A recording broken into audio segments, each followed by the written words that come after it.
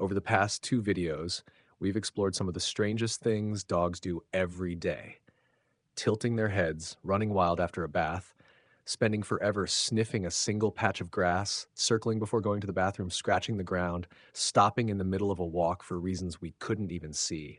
And by now, you've probably noticed something. Most of those behaviors weren't random. They all had a purpose. Sometimes that purpose came from ancient instincts.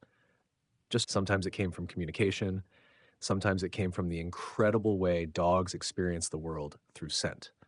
But today, we're going to talk about something even more important, because sometimes the behavior itself isn't the message. Sometimes it's the moment that behavior changes. Imagine that your dog has always slept in exactly the same place every evening. For years, nothing changes. Then one day, they begin sleeping somewhere completely different. Or perhaps your dog has always greeted you enthusiastically at the front door, every single day, until suddenly they don't. The behavior itself isn't necessarily unusual. Dogs sleep. Dogs choose different places to rest. Dogs don't always feel like greeting us. Any one of those things can be completely normal, but that's exactly the point. Behavior rarely tells the whole story. Patterns do. One of the biggest mistakes people make is asking, is this behavior normal? A much better question is this normal for my dog? Because dogs are individuals. One dog may sleep 16 hours a day and be perfectly healthy. Another may become restless after only a short nap. One dog may love greeting every visitor. Another may quietly stay in another room. Neither dog is behaving incorrectly. They're simply being themselves. That's why experienced behavior professionals often spend much less time asking, what is the dog doing?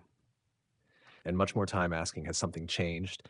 Because changes, especially gradual ones, often tell us far more than individual behaviors ever can. Let's begin with one of the easiest changes to overlook: sleep. If you've ever looked at your dog during the afternoon and thought, they sleep all day, you're not alone. Dogs naturally sleep much more than people do. Depending on their age, their breed, their daily activity, and even their individual personality, many healthy dogs spend a surprisingly large portion of the day resting. So sleeping itself isn't unusual. In fact, it's exactly what we'd expect. The important question isn't, is my dog sleeping? Is my dog sleeping differently than they used to? Imagine a dog who normally spends the afternoon following family members around the house, watching people cook, looking out the window, occasionally bringing over a toy. Then, over several weeks, they begin spending nearly the entire day asleep in another room. No excitement, no interest in joining the family, no obvious reason. That change deserves attention, not because sleeping is a problem, but because the pattern has changed. The same is true in the opposite direction. Perhaps your dog has always settled comfortably through the night. Now they wander the house, wake repeatedly, pace from room to room, lie down, stand up, move again. Restlessness, where there was once calm, can also tell us something important. Researchers studying canine welfare have found that changes in everyday behavior are often among the earliest signs that a dog's overall well being may be changing. Dogs don't tell us with words when something feels different.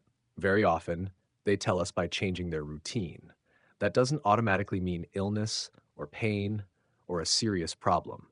Changes in routine can happen for many reasons: a new family member, a different schedule, a move to a new home, a stressful event, simply getting older. The point isn't to jump to conclusions. The point is to notice. Because noticing gives us the opportunity to understand our dogs much earlier than we otherwise might. That's one reason veterinarians often ask owners questions that seem surprisingly ordinary. Has your dog been sleeping differently, eating differently, playing differently? Not because any one answer provides a diagnosis, but because together, those patterns begin telling a story. And perhaps that's the biggest lesson of today's film. Dogs rarely wake up one morning and suddenly become different. More often, they change quietly, little by little, one small routine at a time, and unless we're paying attention, it's surprisingly easy to miss. Think about your own dog for a moment. If someone asked you, does your dog sleep a lot? You'd probably have to stop and think. But if they asked, has your dog's sleeping changed over the past few months? The answer might come much more quickly. That's because our brains are remarkably good at noticing change. We just don't always realize how important those changes can be. And sleep isn't the only routine that quietly tells a story. Imagine another familiar scene. You stand up from the couch, walk toward the kitchen. A few seconds later, you hear soft footsteps behind you. You turn around. There's your dog, not asking for food, not carrying a toy, just following. Many dogs do this throughout the day. They wander from room to room with us, lie nearby while we work, wait outside the bathroom, move whenever we move. In our first video, we talked about how following can simply be part of living together. Dogs often like being close to the people they trust. For many families, that's completely normal. But now imagine something slightly different. Your dog has never really followed anyone. They've always been happy relaxing alone. Then, over a period of days or weeks, they begin following you everywhere, every room, every trip to the kitchen, every time you stand up, even when nothing exciting is happening. Once again, the behavior itself isn't automatically unusual. The change is. There are many reasons why this might happen. Perhaps your daily routine has changed. Maybe the household feels different. Perhaps your dog has become more dependent as they've grown older. Some older dogs naturally seek more reassurance from familiar people. Some become less confident navigating the environment on their own. Others simply enjoy staying closer than they once did. On the other hand, young dogs may begin following more as their bond with their family develops. A recently adopted dog may gradually become comfortable enough to stay close after spending weeks observing from a distance. The same behavior, following, can tell completely different stories depending on the dog standing in front of you. That's why context always matters. And that's why comparing your dog to someone else's dog is often much less useful than comparing your dog to yesterday. The best reference point isn't another Labrador or another Border Collie or another Golden Retriever. The best reference point is your own dog, their normal, their routine, their personality, because that's the baseline from which meaningful changes become visible. We've now looked at two very different behaviors. Sleeping, following. At first glance, they don't seem connected, but they share something surprisingly important. Neither behavior tells us very much on its own. The pattern tells us everything. Don't memorize lists of normal dog behaviors. Learn your dog's normal instead. Because once you know what's ordinary for your own dog, even very small changes become much easier to notice. And sometimes, those tiny changes are the first clues that your dog is trying to tell you something. The next behavior is one that almost every owner notices immediately because it usually involves something dogs almost never ignore: food or a favorite toy. Imagine opening the treat jar, the same sound your dog has recognized for years. Normally, they come running before you've even taken the lid off. Or perhaps you pick up their favorite ball, the one they would usually chase without hesitation. But today, they barely look up. They stay where they are. Maybe they walk over slowly. Maybe they ignore it altogether. Most dogs have days when they're simply less interested in playing. Just like people. That's perfectly normal. But when a favorite toy or a favorite treat stops being exciting for days or even weeks, that's a different pattern altogether. And patterns deserve our attention, not our panic. Our attention. Because a reduced interest in food or play can happen for many different reasons. Changes in routine, stress, weather, age, discomfort, medication, or sometimes something much simpler than we first imagined. The important thing isn't trying to guess the answer immediately. It's recognizing that your dog is behaving differently than they usually do. That's where careful observation begins. And careful observation is one of the greatest gifts we can give our dogs. Because before we can help, we first have to notice. Of course, not every change happens quietly. Some are impossible to ignore. One day, your dog suddenly begins barking much more than they ever used to. Perhaps they bark at sounds they always ignored before. Perhaps they whine whenever you leave the room. Or maybe they become unusually vocal in situations that were once completely routine. Many owners immediately focus on one question: how do I stop the barking? But behavior professionals often begin somewhere else. Why did it start? Because barking isn't a personality trait, it's communication. Dogs bark for many different reasons: excitement, frustration, alerting, fear, play, seeking attention, distance from something that makes them uncomfortable. The sound itself tells us very little. The context tells us much more.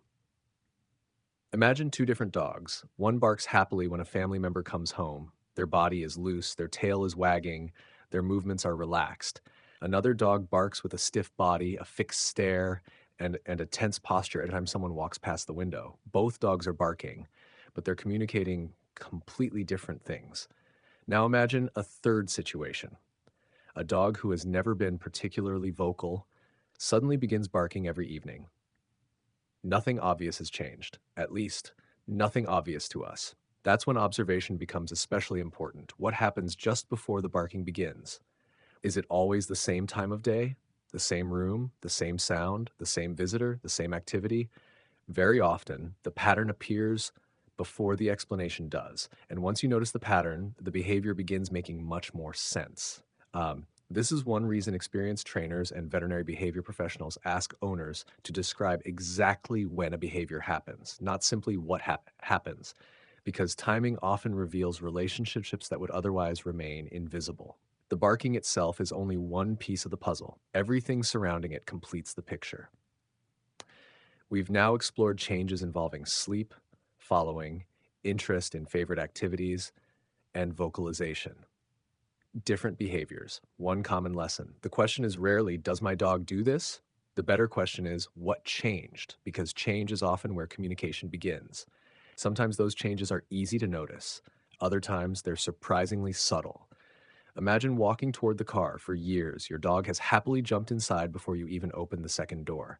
Or perhaps they've always raced up the stairs without slowing down. Then, one day, they hesitate. Not dramatically, just for a second.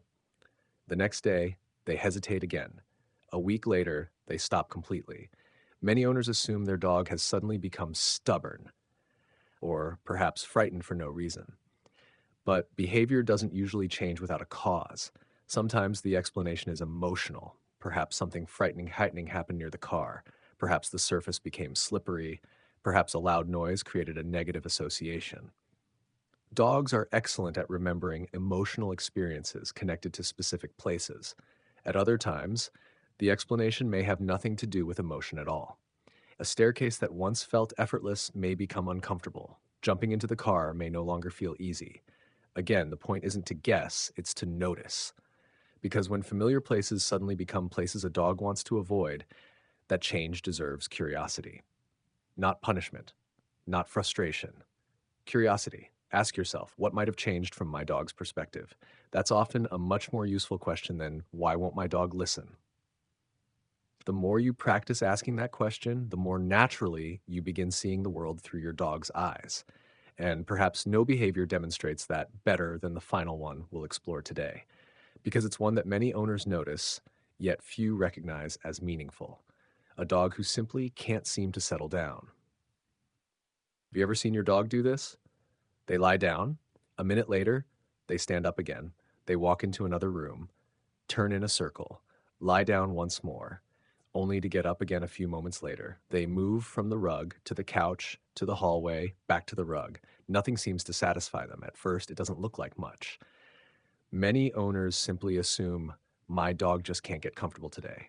And sometimes that's exactly what's happening. Every dog has restless moments, just as people do. But imagine a dog who has always settled easily in the evening. For years, they had a routine: dinner, a short walk, a favorite spot. Then, almost without noticing, that routine begins to disappear. They pace more, change resting places repeatedly, seem unable to relax, or wander through the house long after they would normally be asleep. Once again, the behavior itself isn't the message. The change is, there are many possible explanations: a warm room, an unfamiliar noise outside, a change in the household routine, excitement after guests have visited, growing older, physical discomfort, or something else entirely. The important point is that restlessness is a description, not a diagnosis. It tells us what we can see, not why it's happening. That's why experienced professionals rarely jump to conclusions after observing one behavior. Instead, they begin asking more questions. When did it start? Does it happen every evening or only occasionally? Does it happen only in one room, only after certain activities, only when particular people are present? Each answer adds another piece to the picture, and gradually the picture becomes much clearer. Throughout this entire trilogy, one idea has quietly appeared again and again. Dogs communicate through patterns, not isolated moments, not single behaviors, patterns. That's why the smallest change can sometimes be more meaningful than the biggest behavior. A dog who has always barked at the mail carrier is following a familiar routine. A dog who suddenly begins barking at every tiny sound inside the house is showing us that something has changed. A dog who has always slept in the same corner is following a familiar pattern. A dog who suddenly spends every night pacing from room to room is showing us a different pattern. Uh, the more we learn to notice those differences, the better we become at understanding our dogs. And perhaps that's the greatest lesson from all three films. In the beginning, we asked why dogs do such strange things. Then we discovered that many of those behaviors weren't strange at all. They had purpose. Next, we learned that walks are much more than exercise. They're opportunities to explore, to communicate, and to gather information from a world that humans can barely perceive. And today, we've taken one final step. We've learned that understanding dogs isn't about memorizing a list of behaviors. It's about knowing your dog well enough to recognize when something changes. Perhaps that's what living with a dog really teaches us. Not simply how to train or how to give commands, but how to observe, how to slow down, how to notice small things that most people walk past without a second thought, because dogs rarely tell us what they're experiencing in dramatic ways. More often, they whisper. One small change in a familiar routine, one behavior that lasts a little longer than usual, one habit that quietly disappears. And if we're paying attention, those whispers can tell us an extraordinary amount. Maybe that's why understanding dogs isn't really about becoming an expert. It's about becoming a better observer. The better we notice, the better we understand. The better we understand, the better we can respond.